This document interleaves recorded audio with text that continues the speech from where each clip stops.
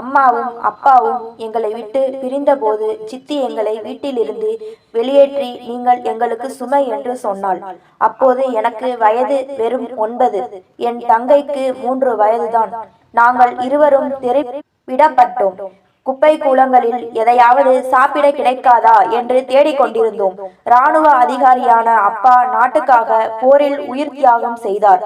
இப்போது அம்மாவும் எங்களை நிரந்தரமாக விட்டு பிரிந்து விட்டார். அம்மாவின் சடலத்தை சுற்றி மக்கள் அழுது கொண்டிருந்தார்கள். எனக்கோ இந்த உலகமே காலியானது போல இருந்தது. என் சின்ன தங்கை காயத்ரி அப்பாவியாக மீண்டும் மீண்டும் அண்ணா அம்மா எங்கே போனாங்க என்று கேட்டுக்கொண்டிருந்தாள். என் இதயம் உள்ளுக்குள் நொறுங்கிக் கொண்டிருந்தது. ஆனால் நான் அமைதியாக இருந்தேன். அனைவரும் சென்ற பிறகு சித்தி எங்கள் முன் வந்தாள். அவள் எங்களை தழுவி ஆறுதல் அளிப்பாள் என்று எதிர்பார்த்தேன். ஆனால் அவள் முகத்தில் கோபமும் எரிச்சலும் மட்டுமே இருந்தன. எங்களை பார்த்து உக்கிரமாக, நீங்கள் இருவரும் எங்களுக்கு ஒரு பெரும் சுமை. எங்கள் குழந்தைகளை நாங்கள் வளர்க்க வேண்டும், உங்களை அல்ல என்றாள். அவளுடைய வார்த்தைகள் என் மனதை அம்பாக துளைத்த. நடுங்கியவாறே, சித்தி, நாங்கள் உங்களுக்கு சுமையாக இருக்க மாட்டோம். நான் வேலை செய்கிறேன், எங்களை மட்டும் உங்களுடன் இருக்க விடுங்கள் என்று கெஞ்சினேன். ஆனால் அவள் கிண்டலாக சிரித்து, 9 வயது பையன் வேலை செய்ய போகிறானா? இந்த நாடகத்தை வேறு எங்காவது போய் நடத்து என்று கூறி எங்களை தள்ளி வீட்டிற்கு வெளியேற்றினாள். நான் கீழே விழுந்தேன். முழங்கையில் காயம் ஏற்பட்டது. ஆனால் என் தங்கையை மட்டும் இறுக்கமாக பிடித்து கொண்டேன். காயத்ரி அழுது கொண்டே, அண்ணா ஏன் நம்மளை தள்ளுனாங்க என்று திரும்ப திரும்ப கேட்டாள். நான் அவளது கண்ணீரை துடைத்துவிட்டு சாலையோரத்தில் அமர்ந்தேன். இனி நான் தான் உனக்கு துணை என்று மனதிற்குள் சம்மதம் எடுத்துக்கொண்டேன். என்னால் அவளுக்கு பதில் சொல்ல முடியவில்லை. நான் வானத்தை பார்த்தேன். விண்மீன்கள் மின்னின. அம்மா, அப்பா, இன்றிலிருந்து நான் தனியால் தான். ஆனால் உங்கள் அமானத்தாகிய என் தங்கையை நான் பத்திரமாக பார்த்து கொள்வேன் என்று மனதுக்குள் கூறிக்கொண்டேன். அது இரவு நேரம். நகரத்தின் வெறிச்சோடிய தெருக்கள் எனக்கு அந்நியமாக தெரிந்தன. ஒரு பாலடைந்த மூலையில் இருவரும் அமர்ந்திருந்தோம். காயத்ரி பசியால் அழுது, அண்ணா, எனக்கு சாப்பிட ஏதாவது கொடு என்றாள். என்னிடம் ரொட்டியும் இல்லை, பணமும் இல்லை. நான் அவளுக்கு ஆறுதல் கூறி, கொஞ்சம் பொறு, நாளைக்கு சாப்பிட ஏதாவது நிச்சயம் கிடைக்கும் என்றேன். பசியில் அழுது கொண்டே அவள் தூங்கி போனாள். என் கண்களிலிருந்து கண்ணீர் வழிந்தது. 9 வயதில் நான் தான் உலகிலேயே மிக பெரிய சுமை என்று நினைத்தேன். ஆனால் மனதில் ஒரு மூலையில் இருந்து தோற்கக்கூடாது என்ற குரல் ஒலித்தது. விடிந்தபோது நாங்கள் தெருக்களில் அலைய ஆரம்பித்தோம். சிலர் இறக்க பார்த்தார்கள், சிலர் வெறுத்து துரத்தினார்கள். எங்காவது ஒரு உணவு துண்டு கிடைக்குமா என்று மக்களின் வீடுகளுக்கு வெளியே எட்டி பார்த்தேன். என் தங்கையின் அப்பாவித்தனமான குரல் இப்போது என் நினைவில் இருக்கிறது. அண்ணா, நமக்கு சாப்பிடவே கிடைக்காதா? நான் பொய்யாக, கிடைக்கும், நிச்சயம் கிடைக்கும் என்று சொன்னேன்.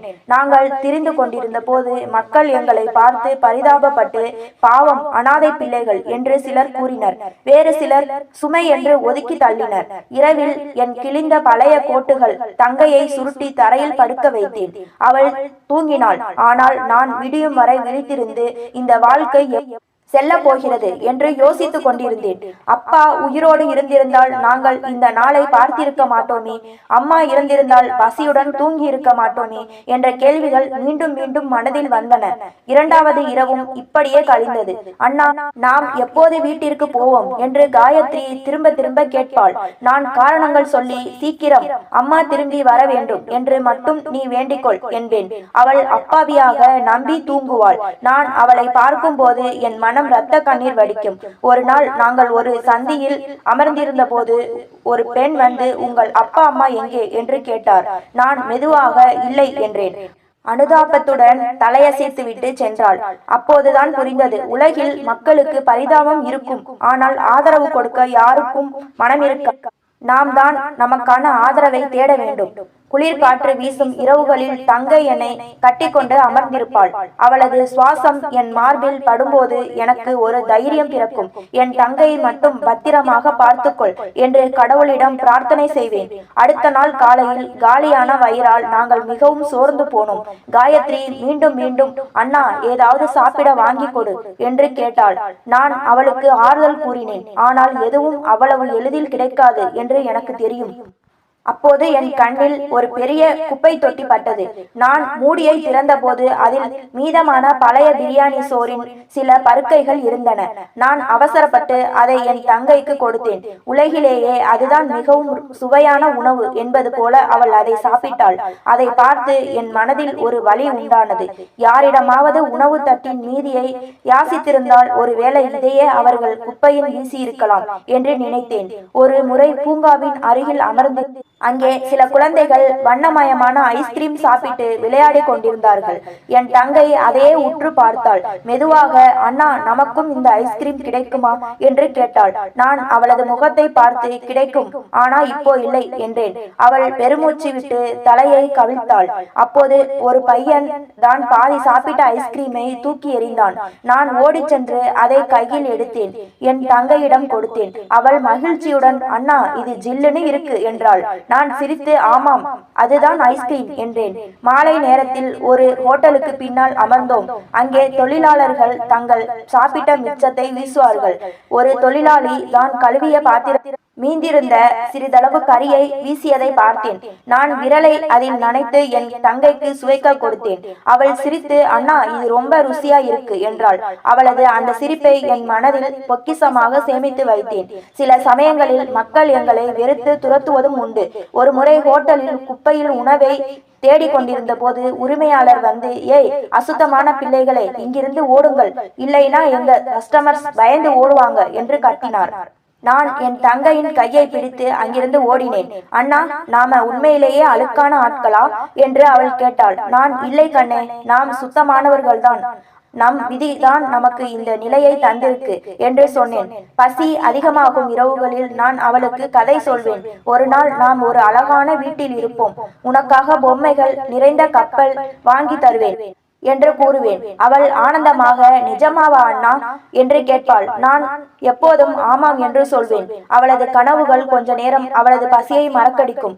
ஒரு நாள் பலத்த மழை பெய்ய தொடங்கியது. நாங்கள் ஒரு மரத்தின் கீழ் ஒதுங்கினோம். மழையின் நீரால் தரையில் இருந்த உணவெல்லாம் வீணாகியது. காயத்ரி அழுது, அண்ணா, இப்போது ரொட்டியும் கூட ஊறி போச்சு என்றாள். நான் ரொட்டியை சுத்தம் செய்ய முயன்று, பார், இது நல்லாத்தான் இருக்கு என்றேன். அவள் சிரித்து சாப்பிட ஆரம்பித்தாள். எந்த சூழ்நிலையிலும் மகிழ்ச்சியை காணும் அவளது அப்பாவியான குணம் என் மனதை ஆச்சரியப்படுத்தியது. இரவு நாங்கள் நடைபாதையில் தூங்கிக் கொண்டிருந்த போது ஒரு ஏழை மனிதன் எங்களை பார்த்து, குழந்தைகளே, இங்கே தூங்காதீங்க, திருடர்கள் வருவார்கள் என்றார். அப்போ நாங்க எங்கே போறது என்று கேட்டேன். அவர் சிறிது நேரம் அமைதியாக இருந்துவிட்டு, நாளை காலையில் என்னுடன் வாருங்கள், ஒரு சமையல் கடையில் உங்களுக்கு வேலை வாங்கி தருகிறேன் என்றார். அவரது வார்த்தைகள் என் கண்களில் நம்பிக்கை ஒளியை பாய்ச்சின. காயத்ரி அப்பாவியாக, அண்ணா, இனிமேல் நமக்கு வயிறு நிறைய சாப்பிட கிடைக்குமா என்று கேட்டாள். நான் சிரித்தவாறே, கிடைக்கும் என்றேன். மறுநாள் அவருடன் சென்றோம். அவர் என்னை ஒரு சமையல் கடை உரிமையாளரிடம் அறிமுகப்படுத்தினார். அவர் என்னை பார்த்து, சின்ன பையன்தான், ஆனா பாத்திரம் கழுவ முடியுமா என்று கேட்டார். நான் உடனே சம்மதித்தேன். மாலை வரை பாத்திரங்களை தேய்த்து கழுவியதில் என் கைகள் புண்ணாகின. ஆனால் வயிறார சாப்பிட உணவு கிடைத்தது. என் தட்டில் இருந்த பாதியை பத்திரமாக என் தங்கைக்கு வைத்தேன். அன்றிரவு நாங்கள் இருவரும் வயிறார சாப்பிட்டோம். இப்போது எங்கள் வாழ்க்கை அந்த கடையின் வேலையை நம்பி இருந்தது. வேலை கிடைக்காத ஒரு நாள் மீண்டும் குப்பை தொட்டில் தேட வேண்டியிருக்கும். ஒரு முறை காயத்ரி, அண்ணா, மக்கள் ஏன் நம்மளை ஒரு மனுஷனா பார்க்க மாட்டேங்கிறாங்க என்று கேட்டாள். ஏன்னா அவங்க இதுவரைக்கும் பசியை பார்த்ததே இல்லை என்று சொன்னேன். கடையில் வேலையை முடித்துவிட்டு திரும்பி கொண்டிருந்த போது பசி மீண்டும் எங்களை குப்பை தொட்டிக்கு இழுத்து சென்றது. அண்ணா, வா, இன்னைக்கு என்ன கிடைக்குதுன்னு பார்க்கலாம் என்று என் கையை பிடித்து காயத்ரி சொன்னாள். நான் தலையசைத்து தேட ஆரம்பித்தேன். அங்கிருந்த துர்நாற்றம், அழுகல், ஈக்களின் கூட்டம். காயத்ரி மூக்கை பிடித்து கொண்டு நின்றிருந்தாள். திடீரென்று என் கை ஒரு பழைய புத்தகத்தின் மீது பட்டது. புழுதி படிந்த கிழிந்த நிலையில் தூக்கினேன். ஆனால் என் மனதிற்கு அது ஒரு பொக்கிஷம் போல தெரிந்தது. நான் புத்தகத்தை தட்டி சுத்தப்படுத்தினேன். காயத்ரி ஆச்சரியத்துடன், அண்ணா, இது சாப்பிடுறதா என்று கேட்டாள். நான் சிரித்து, இல்லை, இதை விடவும் முக்கியமானது என்றேன். அவள் குழப்பத்துடன் சிரித்தாள். சாப்பாட்டை விட முக்கியமா? ஆமாம், இது நமக்கு சாப்பாட்டையும் மரியாதையும் வாங்கி கொடுக்கும் என்றேன். சிறு வயதில் அப்பாவுடன் பள்ளிக்கு சென்ற நினைவுகள் என் கண்முன் வந்தன. அப்பா எப்போதும் அறிவுதான் அதுதான் அழியாத செல்வம், அதை யாராலும் திருட முடியாது என்று சொல்வார். அந்த வார்த்தைகள் என் காதில் ஒலித்தன. நான் என் தங்கையிடம், இந்த புத்தகம் நம்மை காப்பாற்றும் என்றேன். அவள் சிரித்து, புத்தகமா நமக்கு சாப்பாடு தரும் என்று கேட்டாள். நான் அவளது முடியை தடவி கொடுத்து, இப்போ இல்லை, ஆனால் ஒரு நாள் நிச்சயம் என்றேன். நாங்கள் மெதுவாக பழைய நோட்டு புத்தகங்களையும் சேகரித்தோம். ராத்திரி தங்கை தூங்கிய பிறகு புழுதியை தட்டி வெளிச்சம் இல்லாத போதும் அவற்றை படிக்க முயன்றேன். சில பக்கங்கள் கிழிந்திருந்தன, ஆனால் எழுத்துக்கள் தெளிவாக இருந்தன. அப்போதே முதல் முறையாக இந்த வார்த்தைகள் என் மனதை ஒளிமயமாக்குவது போல உணர்ந்தேன். அந்த நேரத்தில் பசியும் மறந்தது. ஒரு நாள் நாங்கள் தெரு ஓரத்தில் நான் காயத்ரிக்கு எழுத்துக்களை சொல்லிக் கொடுத்து கொண்டிருந்த போது ஒரு முதியவர் எங்கள் அருகில் வந்து நின்றார். அவரது கையில் ஒரு பை இருந்தது. முகத்தில் மிகுந்த பாசம் தெரிந்தது. அவர் சிறிது நேரம் எங்களை பார்த்துவிட்டு மெதுவாக, குழந்தைகளே, நீங்கள் எங்கே இருக்கிறீர்கள் என்று கேட்டார். நான் தயக்கத்துடன், எங்கேயும் இல்லை, சில சமயங்களில் தெருவில், சில சமயங்களில் ஓரத்தில் என்றேன். அவர் வருத்தத்துடன் தலையசைத்து, இப்படி இருக்க முடியாது, என்னுடன் வாருங்கள் என்றார். எனக்கு பயமாக இருந்தது, ஆனால் அவரது வார்த்தைகளில் இருந்த பற்றுதலை உணர்ந்தேன். காயத்ரி என் கையை பிடித்து கொண்டு சம்மதம் தெரிவித்தாள். அவர் எங்களை ஒரு மரக்கதவின் முன் கொண்டு போய் நிறுத்தினார். அதன் மேல் பலகையில் அனாதை இல்லம் என்று எழுதியிருந்தது. என் இதயம் வேகமாக துடித்தது. முதியவர் எங்களை உள்ளே அழைத்து சென்று அங்கிருந்த மேலாளரிடம் பேசினார். இந்த குழந்தைகள் தெருவில் பசியுடன் இருந்தார்கள், இவர்களை இங்கே வைத்திருப்பது நல்லது என்றார். மேலாளர் ஆவணங்களை பார்த்துவிட்டு எங்களுக்கு அங்கேயே இருக்க அனுமதி அளித்தார். நான் என் தங்கையை பார்த்தேன். அவளது கண்களில் பயமும் நம்பிக்கையும் கலந்திருந்தன. முதலில் வரிசையாக கட்டில் போடப்பட்டிருந்த ஒரு அறைக்கு எங்களை அழைத்து சென்றனர். இதுதான் உங்கள் படுக்கை, இங்கே தூங்குங்கள், சத்தம் போடக்கூடாது என்று மேலாளர் சொன்னார். நான் என் தங்கையின் கையை பிடித்து கொண்டேன். அவள் மெதுவாக, அண்ணா, இதெல்லாம் நமக்கானதா என்று கேட்டாள். நான் சிரித்தேன். அவள் மகிழ்ச்சியில் துள்ளி குதித்தாள். மாலை உணவு நேரம் வந்தது. பெரிய மேஜையில் தட்டுக்களில் சாதம், பருப்பு, சப்பாத்தி வைக்கப்பட்டிருந்தது. நாங்கள் அனைவரும் வரிசையில் நின்றோம். காயத்ரி முதல் முறையாக வரிசையில் உணவை பெற்றுக்கொண்டு ஆச்சரியத்துடன், இது எல்லாமே இலவசமாக கிடைக்குதா அண்ணா என்று கேட்டாள். ஆமாம், இது கடவுளின் கருணை என்றேன். அவள் சாப்பிட்ட போது அவள் முகத்தில் மகிழ்ச்சி பொங்கியது. அன்றுதான் நாங்கள் பசியின்றி நிம்மதியாக தூங்கிய முதல் இரவு. மறுநாள் எங்களை பள்ளிக்கூட அறைக்கு அழைத்து சென்றார்கள். சின்ன சின்ன மேஜைகள், நாற்காலிகள், ஒரு ஆசிரியர். அவர் என் பெயரை கேட்டபோது கார்த்திக் என்றேன். பிறகு தங்கையை காண்பித்து, இது காயத்ரி என்றேன். ஆசிரியர், இனி நீங்கள் இருவரும் இங்கே படிப்பீர்கள், நன்றாக படித்தால் மேலே வரலாம் என்றார். நான் ஆர்வத்துடன் நிச்சயமாக என்றேன். வகுப்பில் வேறு சில குழந்தைகளும் இருந்தனர். சிலர் விளையாடி கொண்டிருந்தனர், சிலர் படித்துக் கொண்டிருந்தனர். ஆரம்பத்தில் காயத்ரி கொஞ்சம் பயந்தாள். ஆனால் உடனடியாக ஒரு பெண்ணுடன் நட்பாகி இருவரும் விளையாட ஆரம்பித்தார்கள். என் தங்கை இனி தனியாக இல்லை என்று நினைக்கும் போது என் மனம் லேசானது. சில நாட்களில் நான் படிப்பில் மிகவும் தீவிரமாக செயல்பட தொடங்கினேன். ஆசிரியர் எப்போதும் உனக்கு படிக்கும் ஆர்வம் அதிகம், இதுதான் உன்னை முன்னேற்றும் என்று கூறுவார். நான் அமைதியாக இருப்பேன், ஆனந்தமாக உணர்வேன். அனாதை இல்லத்தின் விதிமுறைகள் இருந்தன. நேரத்தில் எழுவது, சாப்பிடுவது, படிப்பது, விளையாடுவது. யாராவது விதிகளை மீறினால் தண்டனை கிடைக்கும். இரவில் அனைவரும் தூங்கிய பிறகு நான் திருட்டுத்தனமாக படிப்பேன். சில சமயம் ஆசிரியர் பார்த்துவிட்டு சிரித்து, இந்த ஆர்வம் நல்லதுதான், ஆனால் தூக்கமும் முக்கியம் என்று சொல்வார். நான் சிரித்து புத்தகத்தை மூடி வைப்பேன். வாழ்க்கை புதிதாக தொடங்கியது. பசிக்கு பதிலாக தனிமைக்கு பதிலாக நண்பர்கள். என் தங்கை பொம்மைகளுடன் விளையாட கற்றுக்கொண்டாள். நான் கணித புதிர்களை தீர்த்தேன். ஆசிரியர், மிகவும் நன்று, உனக்குள் திறமை இருக்கிறது என்று பாராட்டுவார். இனி ஒவ்வொரு இரவும் பசி இல்லாமல் தூங்கினோம். ஒவ்வொரு காலையும் ஒரு புதிய பாடம் எங்களுக்காக காத்திருந்தது. உண்மையான வாழ்க்கை இங்கிருந்துதான் தொடங்குகிறது என்பதை நான் புரிந்து கொண்டேன். இந்த அனாதை இல்லம் எங்களுக்கு ஒரு கூரை மட்டுமல்ல, எதிர்காலத்திற்கான விடிவெள்ளி. ஆனால் என் மனதில் எப்போதும் ஒரு எண்ணம் இருந்தது. இங்கே இருப்பது மட்டும் போதாது. நான் கடுமையாக உழைக்கவில்லை என்றால் வாழ்க்கை மீண்டும் எங்களை பழைய இடத்திற்கே இழுத்து செல்லும்.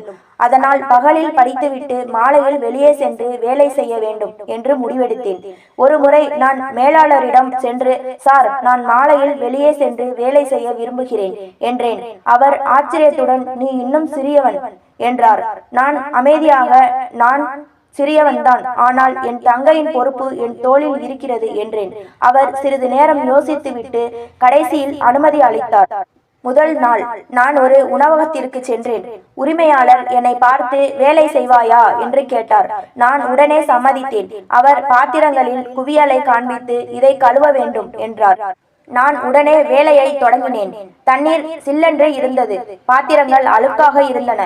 ஆனால் நான் கைவிடவில்லை. இரவில் என் கைகள் புண்ணாகிய போது உரிமையாளர் ஒரு தட்டு உணவு கொடுத்து, இதுதான் உன் உழைப்புக்கான கூலி என்றார். அந்த உணவை நான் என் தங்கைக்கு பத்திரமாக வைத்தேன். நான் அவளுக்கு கொடுத்த போது அவள் மகிழ்ச்சியுடன், அண்ணா, இது உனக்கானது, நீ ஏன் சாப்பிடவில்லை என்று கேட்டாள். நான் சிரித்தவாறே, உன் சிரிப்பில் என் வயிறு நிறைந்து விடுகிறது என்றேன். அது என் வழக்கமாகவே ஆகிவிட்டது. பகலில் அனாதை இல்லத்தின் பள்ளியில் படிப்பேன். மாலையில் உணவகத்தின் வேலை செய்வேன். ஆசிரியர் எப்போதும், கார்த்திக், நீ நாள் முழுவதும் படிக்கிறாய், மாலையில் சோர்வாக தெரிகிறது என்று சொல்வார். நான் சிரித்து, சார், இது சோர்வு இல்லை, படிப்பதன் ஆனந்தம் என்று பதிலளிப்பேன். அவர் என் முதுகில் தட்டி ஊக்கமளிப்பார். உணவகத்தில் நான் நிறைய வேலைகளை கற்றுக்கொண்டேன். கோப்பைகளை கழுவுதல், தண்ணீர் நிரப்புதல், சில சமயங்களில் வாடிக்கையாளர்களுக்கு தேநீர் கொடுத்தல். ஒரு முறை ஒரு வாடிக்கையாளர், தம்பி, நீ பள்ளிக்கூடம் போகிறாயா என்று கேட்டார். நான் பெருமையுடன் ஆம் என்றேன். அவர் சிரித்து, படிப்பை ஒருபோதும் விட்டுவிடாதே, இந்த உழைப்பு சில காலம் உன்னை காக்கும், ஆனால் புத்தகங்கள் உன்னை எப்போதும் உயர்நிலைக்கு கொண்டு செல்லும் என்றார். அவரது வார்த்தைகள் என் மனதில் ஆழமாக பதிந்தன. பல மாத உழைப்புக்கு பிறகு நான் கொஞ்சம் பணம் சேமித்தேன். என் தங்கைக்கு ஒரு புதிய நோட்டு புத்தகமும் பென்சிலும் வாங்கி கொடுத்தேன். நான் அதை கொடுத்த போது அவள் கண்களில் ஒரு பிரகாசம். அண்ணா, இது நிஜமாவே எனக்கானதா என்று கேட்டாள். நான் சிரித்து, ஆமாம், நீயும் இனி படிப்பாய் என்றேன். அவள் மகிழ்ச்சியுடன் அந்த நோட்டு புத்தகத்தின் தன் பெயரை எழுத ஆரம்பித்தாள். நாட்கள் வேகமாக சென்றன. அனாதை இல்லத்தின் கூரை, பள்ளியின் புத்தகங்கள், மாலை நேர உழைப்பு, இவையே என் வாழ்க்கையின் அங்கமாயின. ஆனால் என் ஒவ்வொரு சின்ன சின்ன ஆசையையும் என் தங்கையின் நலனுக்காக நான் தியாகம் செய்திருந்தேன். நான் என் படிப்பை தொடர்ந்தேன். பள்ளி தேர்வுகளில் தொடர்ந்து அதிக மதிப்பெண்களை பெற்றேன். இடைநிலை தேர்வில் நான் பிரகாசமான வெற்றியை பெற்ற போது மக்கள் ஆச்சரியப்பட்டார்கள். ஒரு அனாதை குழந்தையால் எப்படி இவ்வளவு நல்ல மதிப்பெண்களை பெற முடிந்தது? இது என் தங்கையின் பிரார்த்தனையின் பலன் என்று மட்டுமே நான் சொன்னேன். கல்லூரி படிப்பு மிகவும் கடினமானது.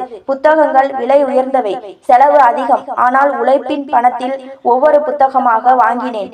இரவில் கைகள் புண்ணாகி உடல் சோர்வாக இருந்தாலும் நான் புத்தகங்களை திறந்து படிக்க தொடங்கினேன். காயத்ரி ஒரு முறை, அண்ணா, சில சமயம் இது ரொம்ப கஷ்டமா இருக்குன்னு என்று சொன்னாள். நான் சிரித்து, ஆமாம், கஷ்டம்தான், ஆனால் அசாதாரணமானது இல்லை என்றேன். கல்லூரி முடிவில் மீண்டும் ஒரு முறை அனைவரும் என் மதிப்பெண்களை பார்த்து திகைத்தனர். என் அடுத்த இலக்கு என் உண்மையான கனவு என்று எனக்கு தெரியும், IAS தேர்வு. காயத்ரி, அண்ணா, இது ரொம்ப பெரிய தேர்வு, நீ தயாரா என்று கேட்டாள். நான் சிரித்து, என் வாழ்க்கையே நான் அர்ப்பணித்தது இந்த நாளுக்காகத்தான் என்றேன். IAS தேர்வுக்கான தயார்படுத்துதல் எளிதல்ல. புத்தகங்கள் விலை உயர்ந்தன, நேரம் குறைவு. நான் இரவு பகலாக உழைக்க தொடங்கினேன். தூக்கமில்லாத இரவுகள் பல கடந்து சென்றன. காயத்ரி என்னுடன் அமர்ந்திருப்பாள். சில சமயம் எனக்காக தண்ணீர் கொண்டு வருவாள். தேர்வு நெருங்க நெருங்க அழுத்தம் அதிகரித்து, கார்த்திக், இது ரொம்ப பெரிய தேர்வு, பலர் பல முறை முயற்சித்தும் தோல்வி அடைகிறார்கள் என்று நண்பர்கள் சொன்னார்கள். நான் உறுதியாக, நான் பயந்து போனால் என் அத்தனை தியாகங்களும் வீணாகிவிடும், நான் முதல் முயற்சியிலேயே வெற்றி பெறுவேன் என்றேன். தேர்வு நாளில் என் இதயம் வேகமாக துடித்தது. என் தங்கையின் பிரார்த்தனை நினைத்து பதில்களை எழுத தொடங்கினேன். ஒவ்வொரு கேள்வியிலும் என் உழைப்பும் என் தங்கையின் தியாகங்களும் பளிச்சிட்டன. நிகழ்ச்சிகள் நடந்து முடிவுகள் வெளிவந்தன. நான் பட்டியலில் என் பெயரை கண்டபோது தேர்ச்சி என்று எழுதியிருந்தது. என் கண்களில் இருந்து கண்ணீர் வழிந்தது. நான் என் தங்கையை கட்டிப்பிடித்து, காயத்ரி, நாம் ஜெயிச்சிட்டோம் என்றேன். அவள் ஆனந்தமாக அழுது, அண்ணா, எனக்கு தெரியும், நீ இதை செய்வாய் என்றாள். நான் உதவி ஆணையராக நியமிக்கப்பட்ட போது அனாதை இல்லத்துக்கு குழந்தைகள் அனைவரும் கொண்டாடினார்கள். முதல்வர் என்னை பார்த்து, கார்த்திக், கனவுகள் நிஜமாகும் என்று நீ நிரூபித்து விட்டாய். நீ அனைவருக்கும் ஒரு முன்மாதிரி என்று சொன்னார். அந்த நொடியில் வாழ்நாள் கனவு நனவானதை உணர்ந்தேன். ஒரு காலத்தில் தெருவில் கேலி செய்யப்பட்ட சிறுவன் இன்று ஓர் அதிகாரி ஆகியிருந்தான். இந்த வெற்றியில் என் தங்கையின் பிரார்த்தனைகளுக்கும் அவள் கண்களில் இருந்த நம்பிக்கைக்கும் தான் மிகப்பெரிய பங்கு. அரசு வீடு கிடைத்த செய்தி வந்தபோது என் மனதில் ஒரு விசித்திரமான திருப்தியும் படபடப்பும் இருந்தது. காயத்ரி, அண்ணா நிஜமாகவே இப்போ நமக்கு சொந்தமா ஒரு இருக்குமா என்று கேட்டாள். நான் சிரித்து, ஆமாம், இனி நாம் யாருடைய வாசலுக்கும் போக வேண்டியதில்லை என்றேன். நாங்கள் அரசு இல்லத்தை அடைந்த போது வாசலில் நின்று கொண்டிருந்த என் தங்கையின் கண்களில் கண்ணீர். அவள், அண்ணா, இப்போ நாம் என்று வார்த்தை வராமல் நின்றாள். நான் அவளது கண்களை துடைத்து, ஆமாம் காயத்ரி, இப்போ நாம் சந்தோஷமா இருப்போம் என்றேன். அன்று முதல் முறையாக எங்கள் கடந்த கால வழிகள் அனைத்தும் மறைந்து ஒரு புதிய சகாப்தம் தொடங்கியது. என் தங்கைக்காக நான் செய்த தியாகங்கள் பலனளித்து நாங்கள் எங்கள் கௌரவமான வாழ்க்கையை தொடங்கினோம். வீடு பெரியதாகவும் விசாலமாகவும் இருந்தது.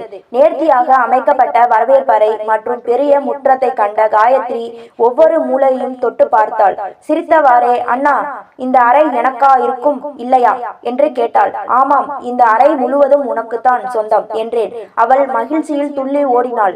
நான் அவளை பார்த்து கொண்டே யோசித்தேன். குப்பை மேட்டில் விளையாட நிர்பந்திக்கப்பட்ட இந்த சிறுமி இன்று ஒரு அழகான அறைக்கு சொந்தக்காரியாகிவிட்டாள்.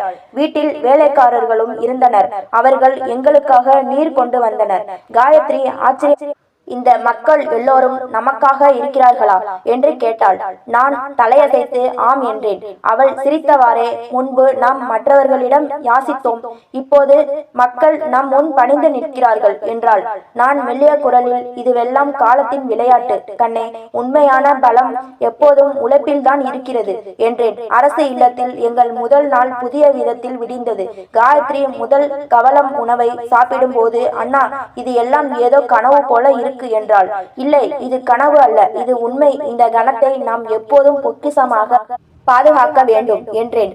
முதல் வாரத்திலேயே எனக்கு பல அரசாங்க கூட்டங்கள் இருந்தன. மக்கள் என்னை ஐயா என்று அழைத்தனர். காயத்ரி சிரித்து, அண்ணா, எல்லோரும் உன்னை ஐயா என்று அழைக்கிறார்கள், விசித்திரமாக இருக்கு என்றாள். அதே பதவி காயத்ரி, ஆனால் உனக்கு நான் எப்போதும் உன் அண்ணன் மட்டும்தான் என்றேன். அரசு இல்லத்தில் ஒரு பெரிய நூலகம் இருந்தது. அலமாரிகள் முழுவதும் புத்தகங்களால் நிரம்பி இருந்தன. நான் தங்கையை அங்கே அழைத்து சென்றேன். அவள் ஆனந்தத்துடன், அண்ணா, இது சொர்க்கம் போல இருக்கு என்றாள். ஆமாம், உனக்கு தேவையான அளவு படிக்கலாம் என்றேன். அருகில் ஒரு அதிகாரியின் குடும்பம் இருந்தது. அவர்களின் குழந்தைகள் தினமும் பள்ளிக்கு செல்வதை பார்த்த காயத்ரி, அண்ணா, இப்போது நானும் இந்த குழந்தைகளுடன் பள்ளிக்கு செல்வேன் என்றாள். நான் சிரித்து சம்மதித்தேன். அடுத்த நாளே அவள் பக்கத்து பள்ளியில் சேர்க்கப்பட்டாள். அவளது கண்களில் பல வருடங்களுக்கு முன்பு நான் ஒரு புத்தகத்தை பார்த்தபோது உணர்ந்த அதே பிரகாசம் தெரிந்தது. ஒரு நாள் அரசு விருந்தினர் ஒருவர் எங்கள் வீட்டிற்கு வந்தார். அவர் என் தங்கை மரியாதையுடன் வணங்கினார். அதன் பிறகு காயத்ரி ஆச்சரியத்துடன், அண்ணா, இவர்கள் முன்பு நம்மை இழிவாக பார்த்தவர்கள் இப்போது வணக்கம் சொல்கிறார்கள் என்றாள். இதுதான் உலகம். காலம் மாறும், ஆனால் நாம் எங்கிருந்து வந்தோம் என்பதை எப்போதும் நினைவில் கொள்ள வேண்டும் என்றேன். ஒரு இரவு சோபாவில் அமர்ந்திருந்த காயத்ரியிடம் நாம் தெருவில் தூங்கியது நினைவிருக்கிறதா என்று கேட்டேன். அவள் மௌனமாகி மெல்லிய குரலில், அண்ணா, அது இப்போ ஒரு கதை மட்டும்தான் என்றாள். இல்லை, அந்த கதைதான் நமது அடையாளம். இதுதான் நம்மை இவ்வளவு தூரம் கொண்டு வந்தது என்றேன். அரசு வீட்டில் அமைதி தவழ்ந்தது. ஆனால் ஒரு நாள் விசித்திரமான ஒன்று நடந்தது. நான் வரவேற்பறைக்கு சென்றபோது வேலைக்காரர்களின் நடவடிக்கையில் மாற்றம் தெரிந்தது. அவர்கள் என்னுடன் கண்களை சந்திக்க தயங்கி சற்று நேரத்தில் சமையலறைக்கு சென்றேன். அங்கும் அதே தயக்கம். பாத்திரம் கழுவி கொண்டிருந்த ஒரு பெண்ணின் முகம் எனக்கு பரிச்சயமானதாக தெரிந்தது. நான் உற்று பார்த்தேன். என் இதயம் அடைத்தது. அது எங்களை ஒரு காலத்தில் வீட்டை விட்டு தள்ளிவிட்ட என் சித்தி தான். என் கால்கள் தரையில் வேரூன்றின. அவள் தரையை பார்த்தவாறே பாத்திரம் தேய்த்தாள். என் மனம் கடந்த காலத்திற்கு சென்றது. 9 வயதில் இருந்தபோது நீங்கள் இருவரும் எங்களுக்கு சுமை என்று அவள் சொன்ன நாள் நினைவுக்கு வந்தது. நான் மெல்லிய குரலில் சித்தி என்று அழைத்தேன். அவள் கைகள் நடுங்கின. பாத்திரங்கள் கீழே விழாமல் தப்பின. அவள் மெதுவாக திரும்பி நடுங்கும் குரலில் கார்த்திக் என்றாள். அவளது கண்களில் பயமும் வெட்கமும் தெளிவாக தெரிந்தன. நான் அமைதியாக, ஆமாம், வீட்டை விட்டு நீங்கள் துரத்திய அதே கார்த்திக் தான் நான் என்றேன். இதை கேட்டதும் அவள் அழத் தொடங்கி, குழந்தாய், எங்களை மன்னித்து விடு. சூழ்நிலைதான் எங்களையும் ஊர் ஊராக அலைய வைத்தது என்றாள். அப்போது இரு இளைஞர்கள் உள்ளே வந்தனர். அவர்களின் முகங்களும் எனக்கு தெரிந்தன. அவர்கள் தான் என்னை கேலி செய்த என் சகோதரர்கள் அவர். இப்போது அவர்கள் கையில் துடப்பமும் வாளியும் இருந்தன. அவர்கள் தலையை கவிழ்த்தவாறே மெல்லிய குரலில், அண்ணா, எங்களை பார்க்காதே, எங்களுக்கு வெட்கமாக இருக்கிறது என்றனர். நான் அவர்களை அமர சொன்னேன். பயந்தவாறே அனைவரும் சோபாவில் அமர்ந்தனர். எப்படி இங்கு வந்தீர்கள் என்று கேட்டேன். சித்தி கண்ணீரை துடைத்துக் கொண்டே, உங்கள் அங்கிள் இறந்த பிறகு எல்லாம் போய்விட்டது. சொத்துக்கள், பணம் எல்லாம் அழிந்தது. பிள்ளைகளின் கல்வியும் நின்று போனது. கடைசியில் வேலை தேடி அலைந்து இங்கு வந்து சேர்ந்தோம் என்றாள். காயத்ரி உள்ளே வந்தாள். அவர்களை பார்த்ததும் அடையாளம் கண்டு, சித்தி நீங்கள் என்றாள். சித்தி வெட்கத்தில் தலை குனிந்தாள். காயத்ரி பேசினாள். நீங்கள் எங்களை சுமை என்று சொன்னீர்கள். ஆனால் இன்று நீங்கள் எங்கள் முன் நிற்கிறீர்கள். என் சகோதரர்கள் வியர்வையில் நனைந்திருந்தனர். உங்களுக்கு நாங்கள் நிறைய துன்பம் கொடுத்தோம், எங்களை மன்னியுங்கள் என்று மெதுவாக சொன்னார்கள். நான் சிறிது நேரம் மௌனமாக இருந்தேன். பசியால் தெருவில் தூங்கிய கசப்பான நினைவு கண் முன் வந்து மறைந்தன. ஆனால் என் மனம் இது பழிவாங்கும் நேரம் அல்ல என்று சொன்னது. நான் அமைதியான குரலில், கால சக்கரம் எல்லோருக்கும் ஒரு பாடத்தை கற்பிக்கும். ஆணவத்திற்கும் அநீதிக்கும் என்ன முடிவு என்பதை இது காட்டுகிறது என்றேன். சித்தி அழுது கொண்டே, குழந்தாய், எங்களை வீட்டை விட்டு வெளியேற்றாதே, வேறு எங்கும் எங்களுக்கு இடம் கிடைக்காது என்றாள். நான் பதிலளித்தேன். உங்களை வெளியேற்றும் எண்ணம் என் மனதில் இல்லை.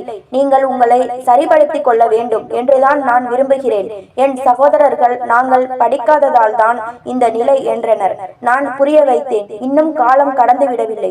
கற்கும் வயதுக்கு முடிவே இல்லை. கண்ணீருடன் அவர்களின் ஒருவன், அண்ணா, நீ உதவினால் நாங்களும் ஏதேனும் தொழில் கற்றுக்கொள்ளலாம் என்றான். நான் அடுத்த நாளே அலுவலகத்திற்கு சென்று என் சகோதரர்களுக்கு வேலை கிடைப்பதற்கு ஏற்பாடு செய்தேன். அதன் மூலம் அவர்கள் மீண்டும் தங்கள் வாழ்க்கையை நடத்த முடியும். நான் இந்த செய்தியை அவர்களிடம் சொன்னபோது அவர்கள் ஆச்சரியத்துடன் என்னை பார்த்து, அண்ணா, நாங்கள் உனக்கு தீமை செய்தோம், நீயோ எங்களுக்கு மரியாதை கொடுக்கிறாய், இது எப்படி சாத்தியம் என்று கேட்டார்கள். நான் சிரித்து, இதுதான் என் பழிவாங்கல். நானும் உங்களைப் போல் அநீதி செய்திருந்தால் நமக்குள் என்ன வித்தியாசம் இருந்திருக்கும் என்றேன். சித்தி கைகூப்பி, குழந்தாய், நீ உண்மையிலேயே பெரிய மனதுக்காரன். நாங்கள் செய்த தவறுக்கான தண்டனையை நாங்கள் பெற்றோம் என்றாள். நான் அவர்களின் கைகளை பிடித்து, கடந்த காலம் முடிந்தது, இனி நாம் முன்னோக்கி செல்ல வேண்டும் என்றேன். அன்று இரவு நான் நீண்ட நேரம் விழித்திருந்தேன். மனதில் வெறுப்பு இல்லை, நன்றியுணர்வு மட்டுமே இருந்தது. காயத்ரி என்னை பார்த்து, அண்ணா, நீ அவர்களுக்கு இரக்கம் காட்டி உனது பெருந்தன்மையை காட்டினாய் என்றாள். நான் பதிலளித்தேன், யார் நமக்கு காயத்தை கொடுத்தார்களோ அவர்களுக்கு மருந்து கொடுப்பதுதான் உண்மையான வெற்றி. மறுநாள் காலை உணவு மேஜையில் சித்தியை அழைத்தேன். தயக்கத்துடன் அவள் என் முன் வந்து அமர்ந்தாள். நான் சிரித்தேன். சித்தி, நடந்ததை மறந்து விடுங்கள். நீங்கள் நிம்மதியாக வாழ வேண்டும் என்று நான் விரும்புகிறேன். அவள் கண்களில் இருந்து கண்ணீர் வழிந்தது. குழந்தாய், நாங்கள் உன்னை வீட்டை விட்டு துரத்தினோம். நீ எப்படி எங்களை மறக்க முடியும் என்று கேட்டாள். நான் மென்மையான குரலில், உண்மையான அமைதி மன்னிப்பில் தான் உள்ளது என்று பதிலளித்தேன். என் சகோதரர்கள் இப்போது வீட்டு வேலை உதவி கொண்டிருந்தனர். மூத்தவன், அண்ணா, எங்களுக்கு வேலை வேண்டும், உழைப்போம், ஆனால் மரியாதையுடன் என்றான். நான் சரி, நாளை அலுவலகத்திற்கு வா, நான் பார்க்கிறேன் என்றேன். பிறகு காயத்ரி என்னிடம் வந்து, சித்தியின் மகளுக்கு இன்னும் திருமணம் ஆகவில்லை, சூழ்நிலை காரணமாக தடைப்பட்டுள்ளது என்றாள். நான் தலையசைத்தவாறே, அப்படியானால் அந்த பொறுப்பையும் நாம் எடுத்துக்கொள்வோம் என்றேன். காயத்ரியின் கண்களில் மகிழ்ச்சி மின்னியது. நான் உடனடியாக திருமண ஏற்பாடுகளை செய்தேன். திருமண நாளில் சித்தியின் கண்களில் மீண்டும் நீர் பெருகியது. அவள் என்னை கட்டிப்பிடித்து, குழந்தாய், நீ எங்களுக்கு எல்லோருக்கும் முன் மரியாதை கொடுத்தாய். கடவுள் உன்னை எப்போதும் ஆசீர்வதிப்பார் என்றாள். நான் சிரித்து, சித்தி, இது என் கடமை, மானம் அனைவருக்கும் சொந்தமானது என்றேன். என் சகோதரனுக்கு வேலையை ஏற்பாடு செய்தேன். அலுவலகத்தில் எல்லோருக்கும் முன், இவர் என் சகோதரர், இவருக்கு வேலை கற்றுக் கொடுங்கள் என்று சொன்னேன். மக்கள் ஆச்சரியப்பட்டனர். கார்த்திக், நீ ஏன் பழிக்கு பதில் மன்னிப்பை தேர்ந்தெடுத்தாய் என்று பலர் கேட்டனர். நான் சொன்னேன், உண்மையான பலம் பழிவாங்குவதில் இல்லை, மன்னிப்பதில் உள்ளது. நானும் தவறு செய்திருந்தால் பழைய கதை மீண்டும் நடந்திருக்கும். என் முடிவின் தாக்கம் காயத்ரியின் மீதும் இருந்தது. அவள், அண்ணா, மனம் பெரிதாக இருந்தால் வாழ்க்கை மாறும் என்று நான் கற்றுக்கொண்டேன் என்றாள்.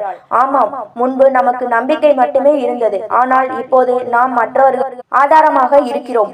இதுதான் நமது உண்மையான சொத்து என்றேன். இந்த வாழ்க்கை பயணம் எனக்கு கற்றுக் கொடுத்தது இதுதான். தவறுக்கான முடிவு எப்போதும் வருத்தத்தில் தான் முடிகிறது. வருத்தம் ஏற்படும் போது மன்னிப்பு தான் மிக உயர்ந்த செல்வம் ஆகிறது. உண்மையான பலம் பழிவாங்குவதிலோ அடித்து நொறுக்குவதிலோ இல்லை. அது ஒரு பலவீனமானவரை தூக்கி விடுவதில் தான் உள்ளது. இதுதான் என் கதையின் பாடம். அனாதைகளின் துயரத்தை நான் அனுபவித்தேன். ஆனால் இனி இன்னொரு குழந்தை அந்த வழியை அனுமதிக்க மாட்டேன். இதுவே என் உண்மை வெற்றி. இது போன்ற கதைகளை தொடர்ச்சியாக கேட்க லைக் பண்ணுங்க, ஷேர் பண்ணுங்க, கமெண்ட் பண்ணுங்க. மறந்து விடாமல் சப்ஸ்கிரைப் பண்ணுங்க நண்பர்களே.